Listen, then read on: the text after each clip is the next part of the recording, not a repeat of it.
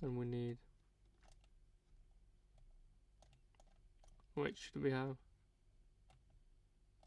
Oh, this would be better. Like that.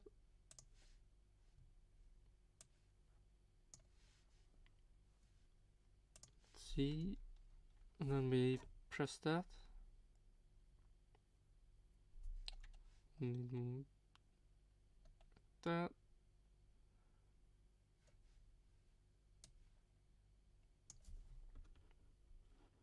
Then we do like that.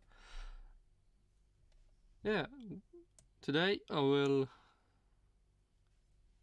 watch what they called the race. They were very slow to release their clip yesterday, and then we have some maybe Mercedes future talk. But first, we will continue the Alpine car. Is it just 50% carbon, or is anything more interesting? Let's see. Alpine has launched a deceptively different 2024 car that You could say that. 50% carbon. needs to fire some life back into Renault's stuttering Works F1 program, with key weaknesses to overcome beyond the Oh my god, this reveal. So lame. car limitations that made Alpine's 2023 Challenger inconsistent and only a sporadic nuisance to F1's top teams. There's a lot riding on the A524 and how some wider changes at Alpine will play out. Alpine's 2024 F1 car was launched alongside its Hypercar Challenge. Yeah. Wasted 30 minutes. For the World Endurance Championship in a more understated affair than last year's extravagant reveal, which we hope will be a sign of Renault letting this team prioritise substance over style. We'll get to the historically dysfunctional Renault approach to its Works F1 entry later in this video though. We've seen the car in render form and up close at the launch itself, which was a pleasant surprise and a rare treat as F1's launch seasons become increasingly digital and secretive. First, we'll make a quick note on the A524's look. In isolation, it's quite a smart and aggressive livery, but in the context of almost every team going with more bare carbon... I mean, sure, you can say it's smart, but it's lame. Not interesting. I'm not... This car, 100% green. Wouldn't that be really cool to see? Instead of any carbon, you see just green. In this era to save weight, it's disappointing. Oh, Alpine Blue and even BWT Don't show me Pink McLaren. give this car I want to save McLaren for they so much potential, so seeing yet another dark to see. Yeah, it is just a copy. Oh shit. Pink give this car so much potential, so seeing yet another... You can copy my homework, but change up some stuff. Yeah. I did it more pink than blue. Dark one is a bit underwhelming. But about that car in more detail. The A524 will run on track for the first time in a shakedown in Bahrain the day before pre-season testing, and it will be interesting to see if it's evolved beyond this version by then. Alpine insists it will... Interesting. Enough for me.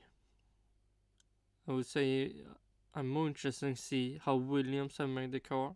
Will Alpha Tauri succeed to be up there again?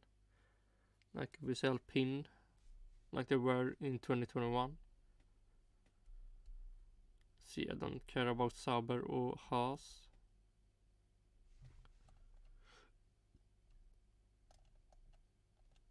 Yeah, so it's just Williams for now that have okay, McLaren have revealed the car, but I will still watch it when they actually do their car launch thingy. So for now, for me, Haas, Sauber, Alpine, and Williams is the only one that have released the car. And from that, I only care about Williams. It was a real A524 on display at the launch and calls this car completely revised with an aggressive design philosophy it hopes. Ah, there's his quote. Only steering wheel survived. Not even the give tires. Maximum potential for the final 2 years of the current rule set. What do you say? Sad? Feels bad, man? Sadness? But on first glance, it looks very similar to the A523. Aerodynamically, there's an enhanced undercut but the same top surface on the side pod, which is less bulky, and that's probably connected to a slightly increased airbox area that implies some relocation of the cooling. The front wing and nose have been evolved to manage airflow. So if they have changed everything, it could be worse than the last year. I mean, they hope to not be worse, but it could. Float at the front of the car. The nose looks like it might be a little wider, bucking the normal trend, while the front and rear elements on the front wing have longer chords. What we aren't able to see is a focus on making a completely redesigned chassis and a considerably lighter gearbox, which are among technical director Matt Harmon's list of key differences, along with new rear suspension, The key difference: completely redesigned the chassis. Okay. New rear suspension system. Consider lighter gearbox. Optimized front suspension. Never heat reaction system. Brake thermal management. So this was the Esteban Ocon for him. Huh. Okay. Nothing I really don't know. Suspension with more anti-dive built into a raised upper wishbone, a new heat rejection system and better brake thermal management. The beam wing has also been redesigned, and Alpine plans to have more bespoke rear wings for certain tracks this year, having realised in 2023.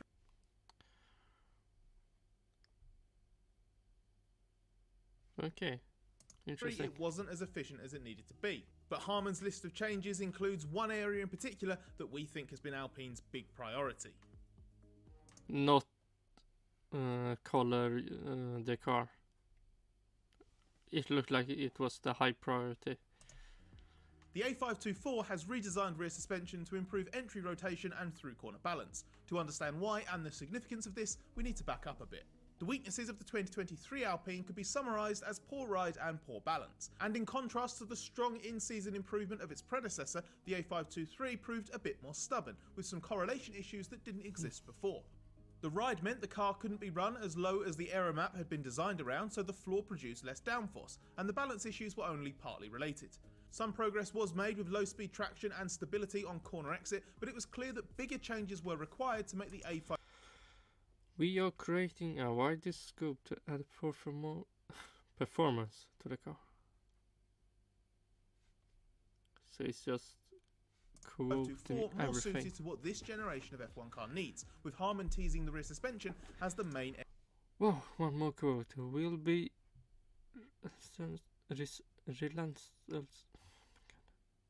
relentlessly upgrade this car, and we have an awful lot of potential to extract. I mean, I don't know what the Alpine people said last year, but it was a lot of talk about how much they have changed the car to the better. So it is also corporate speech that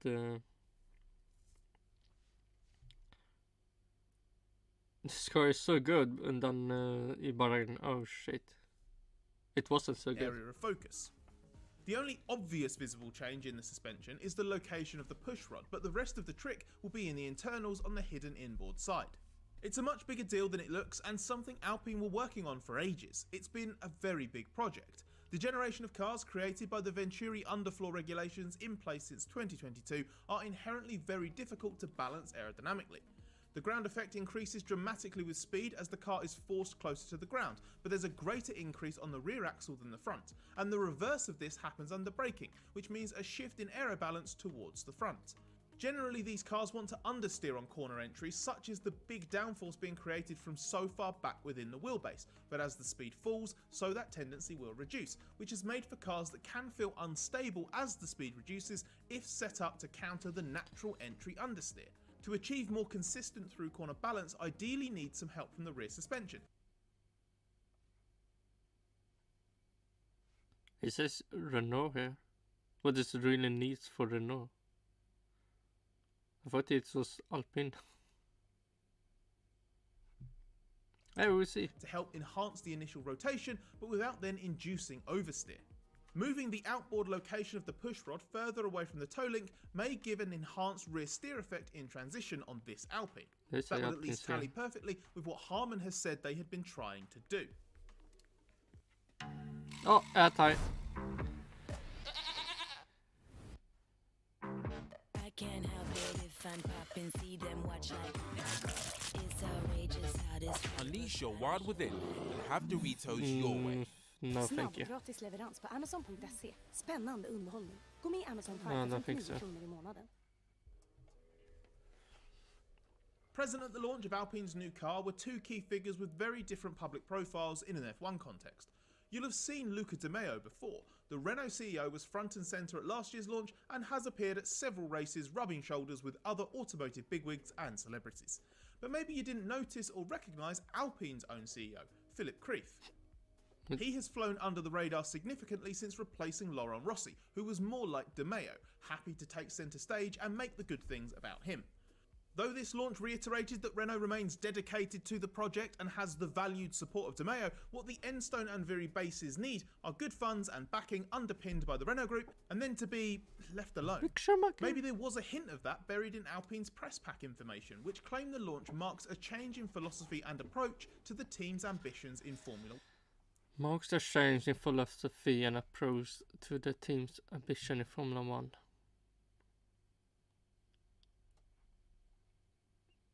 By renaming it to Renault, maybe? 1. Krief has been a lot more low profile since becoming Alpine CEO last year, allowing Bruno Famin and the F1 team to effectively operate without obvious intervention. With Krief taking care of the Alpine automotive side, the company has a more focused leader meddling less in one specific area, F1. He entrusts that to Famin, who is Alpine's Vice President of Motorsport. Wait. Okay, so Renault, then Alpine.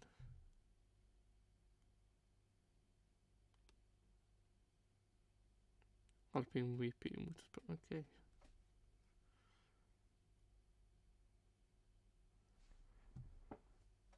Man. That to Famin, who is Alpine's Vice President of Motorsport but has quietly been made the permanent team principal, having held the role on an interim basis last year. This structure puts a couple of layers between Renault and the teams in Enstone and Viry.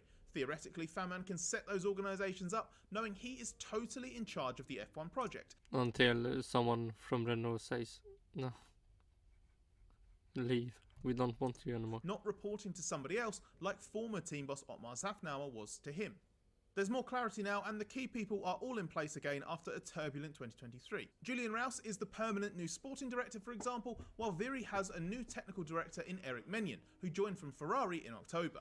Famin also wants to hire two new chief operating officers, one for Enstone and one for Viry, to focus on day-to-day business matters at those companies so that he can better prioritise his F1 and VP of Motorsport roles. As Famin has that overarching motorsport boss role too, he can be the barrier to the corporate part of Renault that allows the car and engine teams to focus on their tasks without interference. Obviously, it's in Alpine's interest to present a united... So you can say a lot of corporate speech, and the future will tell if anything have ever changed or Alpine have still problems.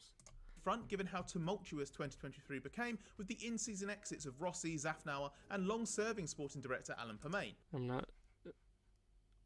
So in my opinion, I don't know how good this automated sons of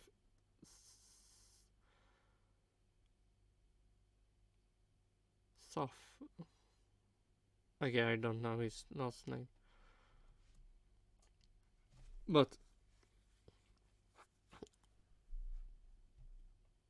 he didn't get so many years he was promised. So is that a good thing or a bad thing?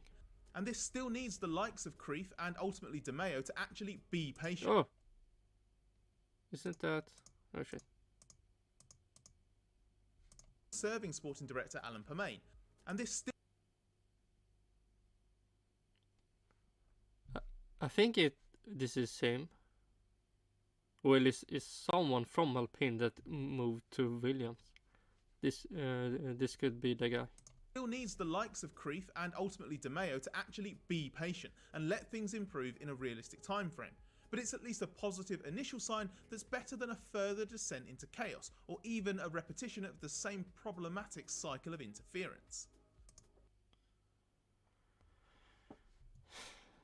I mean, they're trying to fix something, but will it actually be fixed?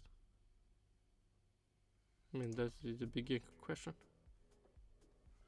Of the many brutal assessments of Alpine last year, one of the most cutting came from his ex-chief technical officer Pat Fry, who said he left for Williams because he this is the person, Pat Fry. He didn't feel the enthusiasm or drive was there at Renault the company to move the team beyond 4th place. Fry made it clear 4th place, and now he's behind Aston Martin. So 5th place. This didn't relate to Enstone itself, and the team hasn't thrown in the towel. While nothing changed dramatically for Alpine when Zafnau and Permain departed at the start of the 2023 August break, there were some gently positive signs. This was all about what Faman describes as making changes to unleash some of the team's untapped potential. There were changes in the garage, with Rob Cherry promoted from chief mechanic to race team manager and Jason Milligan taking over the role of chief mechanic, and there was a feeling that working practices evolved the right way.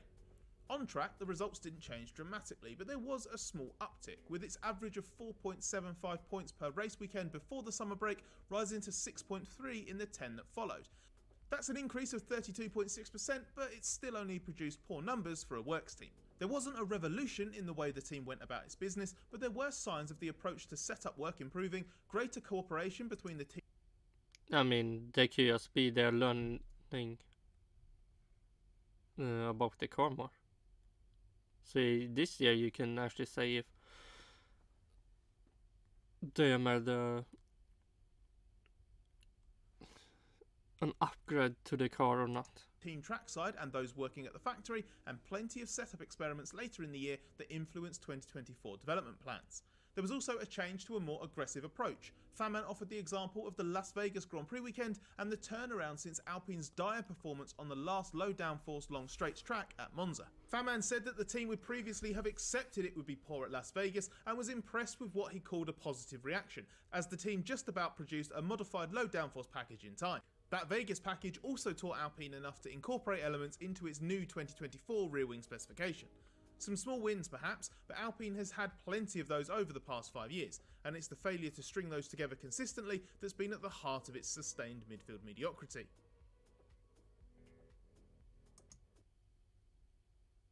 A weakness that can't be fixed.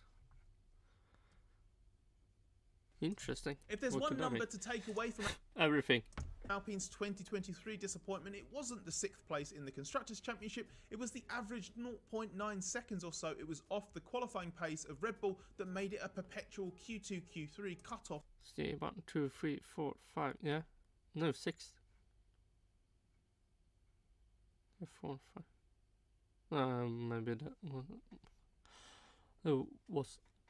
that was what I said, probably. But that would be amazing if Williams just...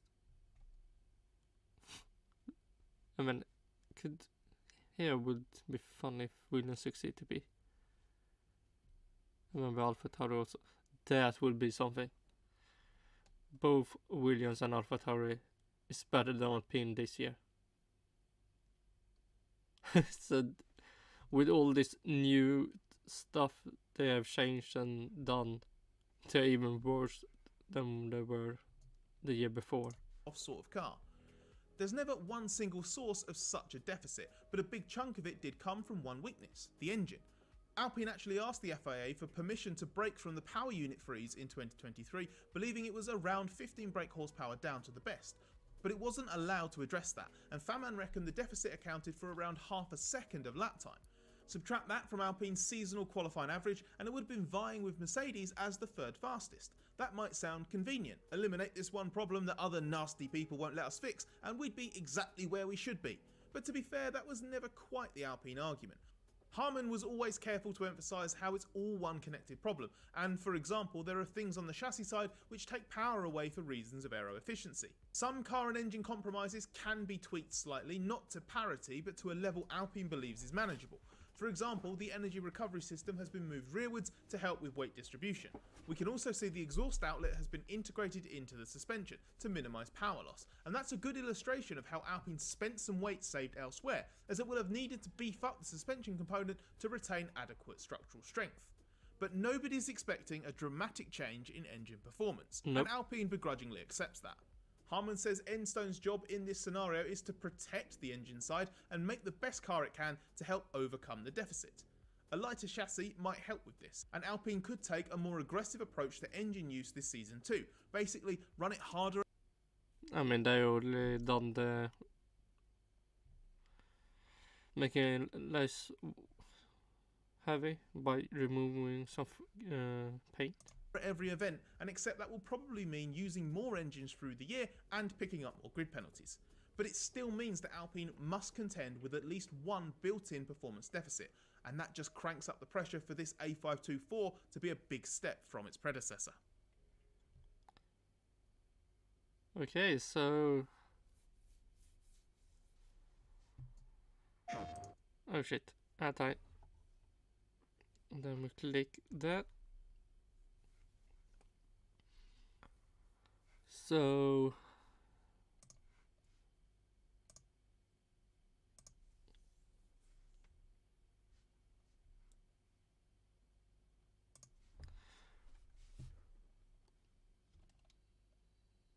yeah, I don't know what to say.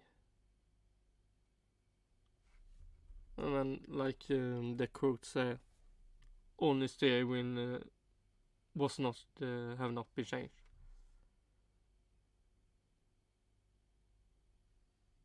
And would this make the car better or worse? Only time can tell.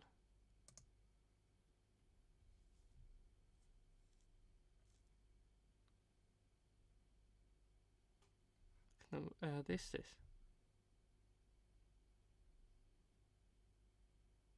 Oh my god, it's fucking 2 minutes out.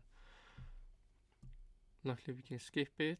Okay, for more interesting stuff, this was,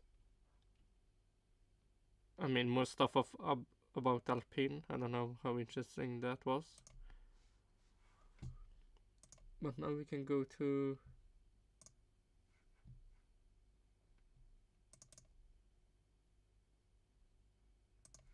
more interesting stuff.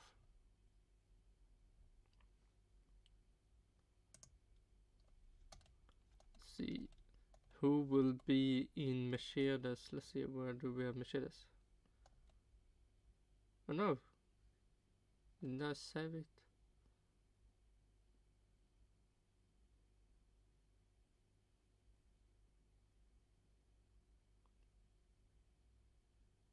Oh, this is the new one.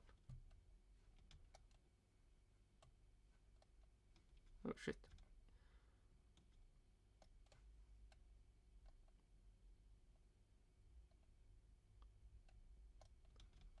Yeah, we...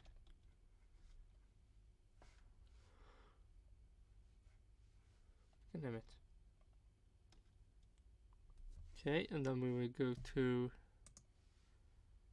who could replace Lewis Hamilton and Mercedes in 2025. The dream would be for me Mick Schumacher. Let's see, do we have Mick Schumacher somewhere here? Schumacher, there we have him. Oh no.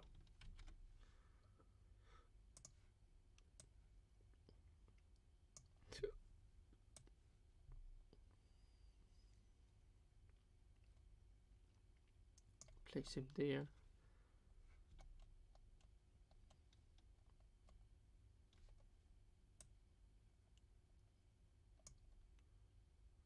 So for me,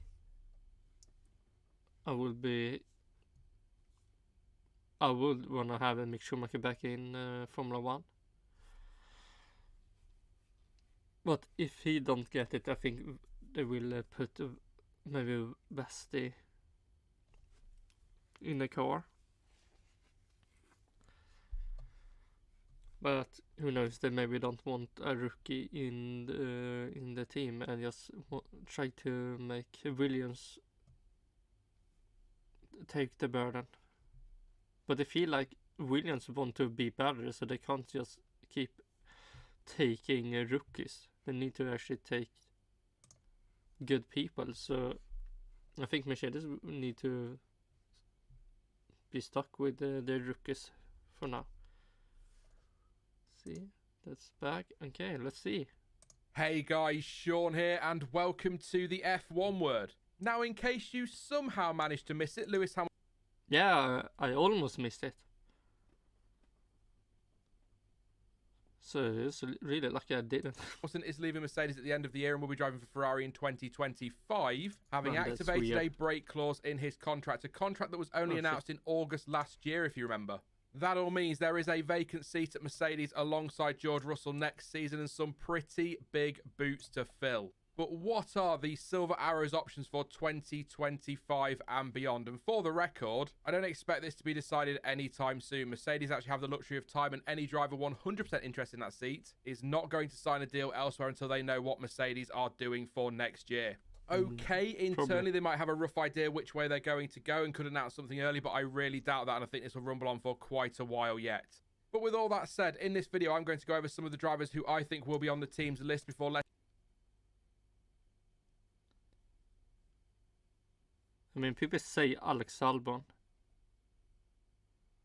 but I also heard he can maybe be in Red Bull soon, or not soon, but in the future. Alpine will stay the same. McLaren will probably, they will stay the same. Aston Martin is a question. Alpha Tauri is a question. Haas, I would say a question. I mean, Kevin Magnussen have done bad, and Sorry can also be changed.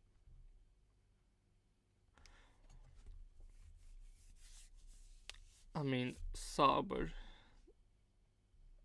or Stake F1 can maybe do some changes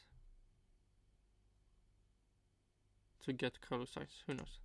Letting you know who I put in that car if I was team principal at Mercedes. A terrifying thought for Merc fans, I'm sure. It should be said as well, on the subject of the team boss, that Toto Wolff has hinted or even suggested that he would have potentially been looking at the likes of Charles Leclerc and Lando Norris had they not agreed new deals recently. So pretty bad timing all round for Mercedes, really. But let's have a look at the possible list of replacements. And that I've heard that for Lando Norris is a mistake to sign with McLaren for not waiting and maybe get a Mercedes try. But I mean, for me, it's like, well, why will you want to go to Mercedes if Lewis Hamilton don't feel it's worth staying? So maybe we'll see this year. If McLaren was, I would say, better than Mercedes last year. If they keep being that, then you sign for the right team. In no particular order. So first up is the most obvious, and that is Carlos Sainz. Most obvious, just to confirm, does not mean most likely. The Spaniard is now looking for a drive after Ferrari chose to sign Hamilton and re-sign Leclerc. I mean, it could happen, but I really don't think so. Over the winter, Mercedes could do a lot worse, quite frankly. Sainz had a strong 2023 and has proven time and time again that he is a rapid driver. And the reality is, he wasn't dropped from Ferrari due to a lack of form, speed, experience or professionalism, nothing like that. He was just a victim of the circumstances, and it was actually reported very widely at the time that had Lewis Hamilton said no to the Scuderia, the team would have been more than happy to keep Sainz for at least another year. He's a driver who consistently delivers, has always been regarded by every team he's raced for as a great team player in terms of working with engineers and with teammates. I mean, he's maybe good, but he will never be better than that. Reading, funnily enough, a couple of weeks ago that he has a good relationship with Toto Wolff, so that could work in his favour too. Oh, and there is the fact he was the only non-Red Bull driver to win a race in 2023, so put that together with his strong season overall, his stock is pretty high right now. Putting him... I mean, sure. But Leclerc, I mean, if Sainz didn't finish first, Russell or Hamilton would have, or if Leclerc would have done better in the qualifying, he would probably be the one that won that race. So, I mean, he did what he needed to do, but he could also been lucky. Him alongside Russell for 2025 and potentially beyond would create a very strong lineup, but would it only be a short... I mean, especially when the first win he had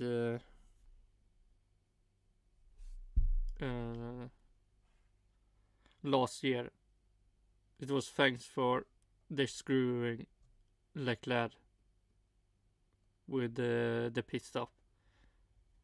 And he had that damaged car and was faster than the Carlos Sainz. So that would say something. Term deal due to the likelihood as of today that a certain Mercedes Junior could be promoted by the team soon. More on that later in the video. We joked on a live stream last week that Fernando Alonso was probably the first person on the phone to Toto Wolff after... Probably. Yes, probably doing prank call. The news broke, and whilst the comment was a little bit tongue-in-cheek, it is highly likely he or his management team have at least asked a question or thrown his hat into the ring. Alonso will be 43 at the start of next season, so isn't likely to hang around for another 3, 4, 5 years for Aston Martin to maybe start fighting for titles and wins if that ever happens. And although Mercedes have struggled over the last 2 years, I don't think it's controversial to say that they are better placed to at least give Fernando the chance to add to his 32 F1 wins than Aston are. Alonso to Mercedes would also give the team a bit more wiggle room in their medium and long-term planning because he's not going to be sticking around for the next decade or anything like that. That's going to allow them to assess junior driver options to see how the market plays out ahead of the regulation change. There is no denying that Alonso is still one of the best on the grid and he delivers some fantastic performances last season. He is still super quick and his experience could prove invaluable, sort of replacing the experience they will lose with Hamilton when he leaves. Yeah, we know the Spaniard is very happy at Aston Martin though, so he may well want to stick around, but his contract is up at the end of this year, and if his current team doesn't deliver, surely he'd consider a switch to the Silver Arrows.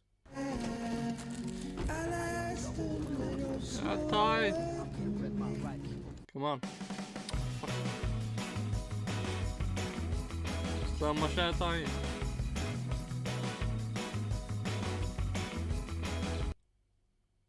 The third one on my list is Alex Albon. He's got to be on Mercedes. Okay, so Carlos Sainz,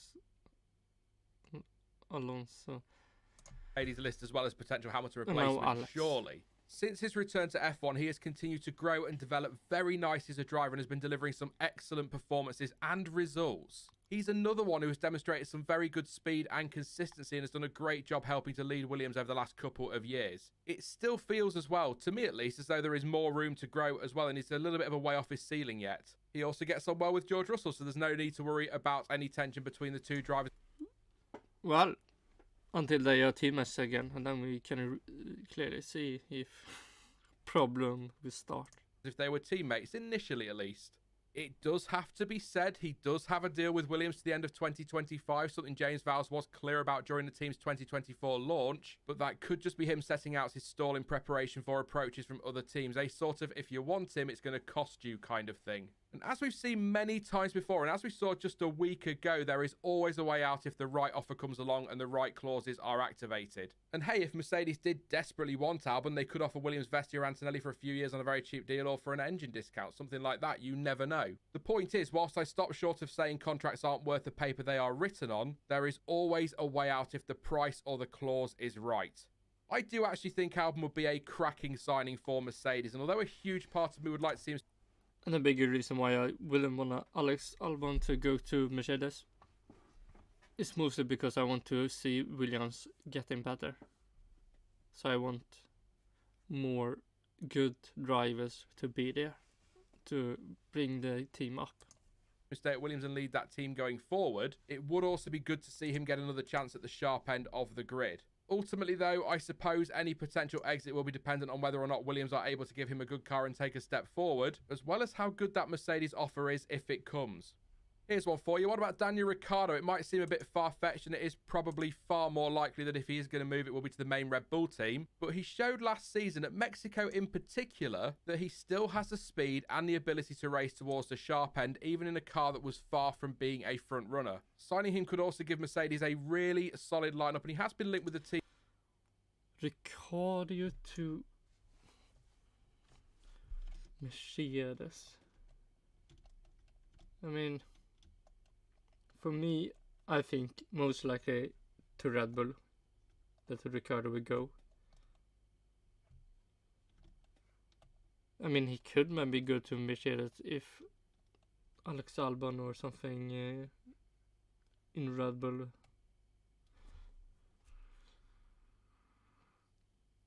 But, nah. I think more likely Alex Albon will go to Mercedes than Ricciardo going to Mercedes. Team more than a few times in the past. Much like Alonso, he would replace some of that experience the team is losing. He could also be a short-term option as well if they want to give their juniors a bit more time to develop. On paper, he ticks a lot of boxes, but I will be amazed if he is snapped up by Mercedes for next season. Esteban Ocon is also a name that has been doing...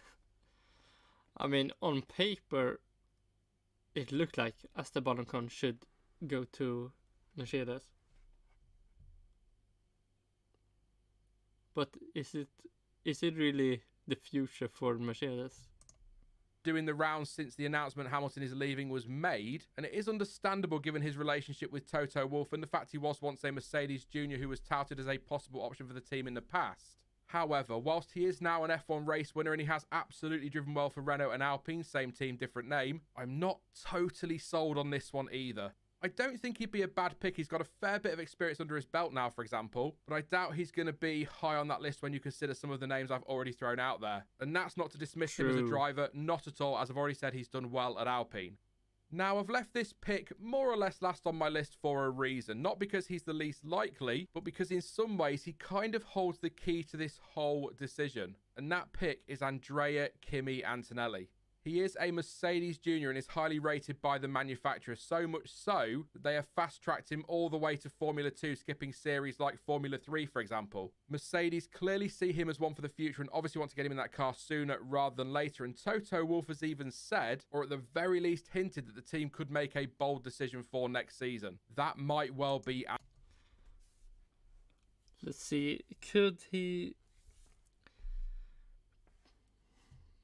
it be really that good? That he will succeed really good? Eller succeed very well in Formula 2? Let's see. Can we?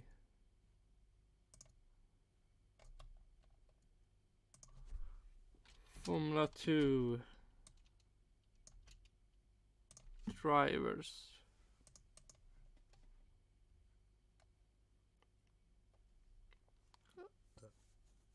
I mean, he will have a hard time with Victor Martins.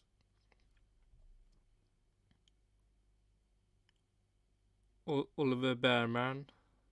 Maybe even O'Sullivan from Williams. Is there any more?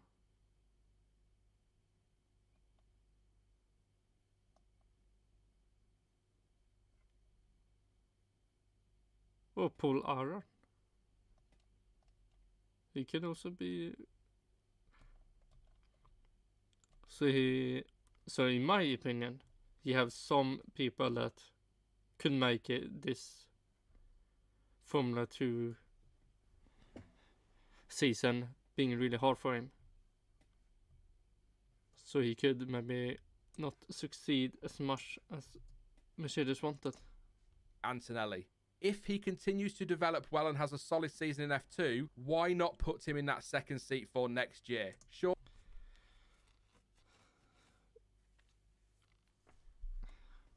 Is it better to just pick Vesti or Mick Schumacher instead?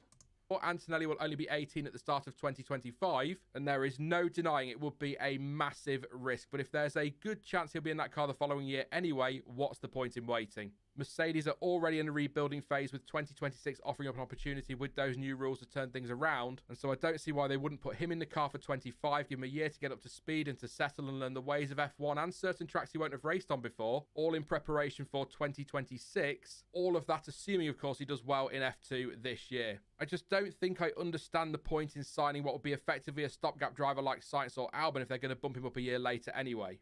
The only thing is, Mercedes have been conservative in the past when it comes to moving junior drivers to the team. Even Russell did 3 years at Williams. So it will mean a change of tack when you consider that given how highly rated he is, if Mercedes don't sign him up, somebody else might. Think about Norris to McLaren and the Red Bull interest a few years ago, that kind of thing.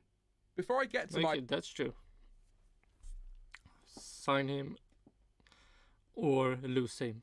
Pick, here are a few honourable mentions, names I think will be on the list, but probably not. So they more rather want to lose Vesti and Mick Schumacher. The top priority for the team. Mick Schumacher was the team's reserve driver last year and will be again this year alongside his WEC commitments, and the team have apparently been pretty impressed with him as well. The idea of putting him in that seat isn't totally beyond the realm of possibility. I mean, that will be amazing. Please, Mercedes, put him.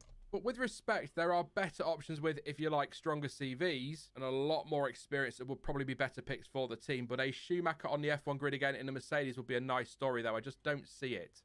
Frederic Vesti missed out on the F2 title last year, but still had a really good year overall. He delivered some excellent performances and picked up a very strong 6 wins over the course of the season. However, despite all of that, I still think he would be an unlikely signing for Mercedes, not least because Antonelli already appears to have jumped him on the team's list of preferred junior driver options. So maybe a seat somewhere like Williams will be his best bet. And my final honourable mention is Sebastian Vettel. There is a huge part of me that would love to see him back, even if just for a year or two. But I think the links we are seeing are largely heart over head, if I'm being honest. He would bring a ton of experience, and I'm sure the move would be tempting for him. I just don't see it happening. I actually think if he did decide to return at some point in the future, it's more likely we'd see him at Audi in 2026 and Mercedes in 2025. That, though, is a topic for another day. I'd also quickly argue that whilst they do have recent new deals in place, and going back to the point I made about Albon, there is always a way out of a deal, so I don't totally write off Norris or Leclerc, but I'd be very shocked if they suddenly change their minds, and I'm 99... Why would Leclerc want to go to Mercedes? The fuck do you mean with that? Haven't I really shown you don't want to be in Mercedes? And I'm 99.99999% sure they'll be staying where they are next year. Never say never in F1, though, is my point, I suppose. Never say never. Yeah, sure. But Mercedes, that's question. And yeah, Valtteri Bottas could be a possibility as well, given he... I mean, sure, but no. He did actually leave on fairly good terms and has since said that there are no burnt bridges between him and Mercedes. He did well for the team whilst he was there, so he'll probably be an option as well. Yes, I realise I've listed the majority of available drivers in this video in one way or another, but that's kind of the point. Mercedes will largely have the pick of the field to fill that seat, and so it could be anyone on the grid who isn't tied down to a deal, or even a returning driver like Sebastian Vettel, for example. But I would say, as of today, and it could all change in a few weeks' time, so remember that if you're watching this in May, but as of today, Sainz, Alonso, Albon, Ricciardo, Ocon, and so yes, Antonelli currently seem like the most likely options to me. Some more... Most likely. Okay. I mean, sure. Also than others have already gone over. So, the question is, who would I pick then? Well, to be clear, this... finally, some interesting thoughts. Isn't me saying who I think it will be, because quite frankly, I really have no idea. It could go either way. But okay, as I said at the start of the video, it's who I'd go for if I was the team boss making the call. I do have 2 answers for this, but it is actually still quite simple. Okay, is it the one you most want, and then you most likely think will be there? Hopefully. say. If Kimi Antonelli has a good season in F2, I'd probably sign him up and get him in that seat in preparation for the big rules change in 2026. True. And by good season, I don't mean winning the F2 title. I don't think he has to do that in his first season in the series. That could be tough given the big step he's taken. And also the people he's driving against. That's not to say he can't do it, of course, but I reckon good solid growth, plenty of demonstrations of his speed, and maybe a top 3 finish in the championship might just be enough to convince Mercedes, or in this case, in this fantasy world I'm living in, me, that he's the real deal and worth taking a chance on. However, if he does not do any of that and finds his first year in F2 tough, I'd be looking for a short-term signing that can fill that seat until Antonelli is ready or some other Mick Schumacher. more long-term option becomes available. And that driver, for me, would be Fernando Alonso. No. I mean, sure, it could be just some years, but if you just want some years, just Mick Schumacher. By the way, Alonso please. fans, I'm not saying he's only good as a stopgap, not at all. But if they need someone short-term, he is the way to go, in my view. As I said earlier, he'll replace all of Hamilton's experience and more. He is still absolutely... If Alonso... Oh, maybe Drugovich will get the place in Aston Martin now. rapid and capable of some huge performances, has See, lost none of his what ability do to we fight have? at the front, and just feels like the perfect ready-made choice, again in the short to maybe medium Yeah, term I to mean. partner George Russell. Those are just my Drugovich thoughts and to Aston suggestions Martin. though, and I'm sure you will come up with plenty of other options too, so let me know who you think will partner George Russell at Mercedes next season in the comment section down below, and who would you pick if you had the power to make the decision? That is it for this one then, but I will be back soon with some more content. In the meantime though, if you did enjoy this one, then please do leave a like and consider subscribing so you don't miss out on any future videos or streams. It really does help me out more than you know. I'm back for 2024 now, so lots to come. But as ever, thank you for watching. I've been Sean, this has been the F1 Word, and until next time, goodbye. Så hur gör du när du Oh, shut up. Okay, so... Yeah, I don't know if that changed anything in what I have been thinking.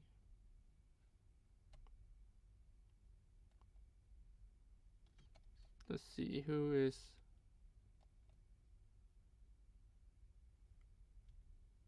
Where? Okay, Logan Sargent, I have been removed. And where do we have... Oh, there we have him. Jogan Joe.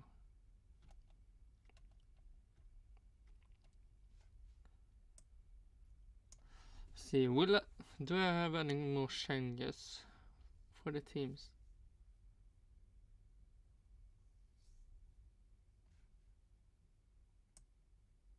After watching this, who could replace Lewis Hamilton at Mercedes 2025?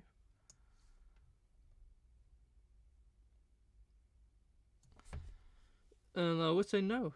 Didn't change. The only thing that will change might be. Let's see. We should be.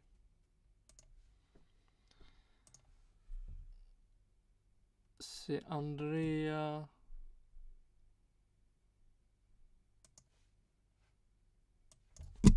Oh shit.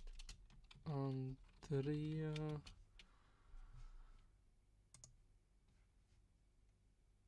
Kimi.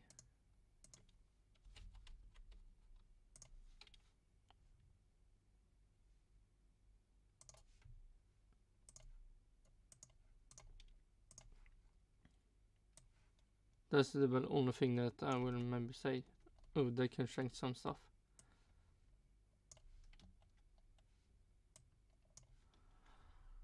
But I more believe in Mick Schumacher and Vesti.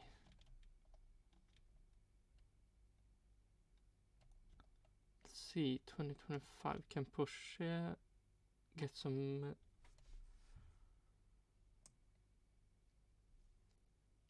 no, I don't think so. Also, that's only if Kevin Magnussen gets removed.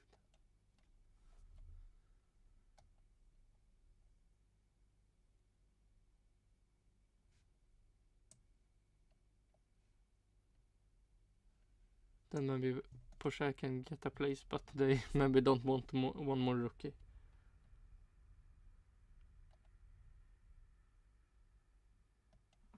So yeah, for me, Oh shit. This is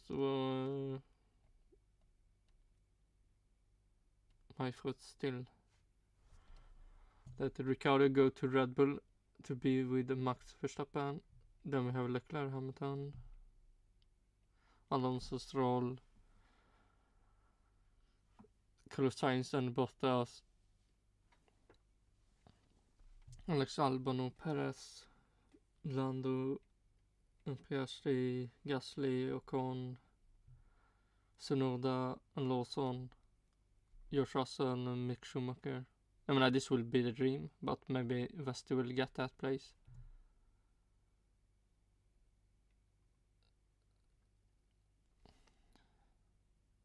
Oh my god, what's his name? Hulkenberg. Hulkenberg, what would you say? And oh my god.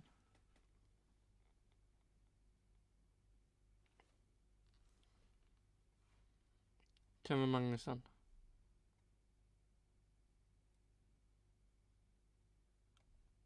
So the only thing I will say could be do any change is will Kevin Magnussen be still there or not?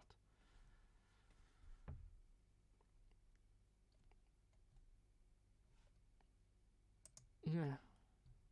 Was that everything? And tomorrow we'll see Visa Cash App RB F1 team. And hopefully the delivery will be better. And less carbon. I mean, because it's a new car, maybe they will make it 100% with color. That would be interesting. But yeah. Whatever we see tomorrow. So until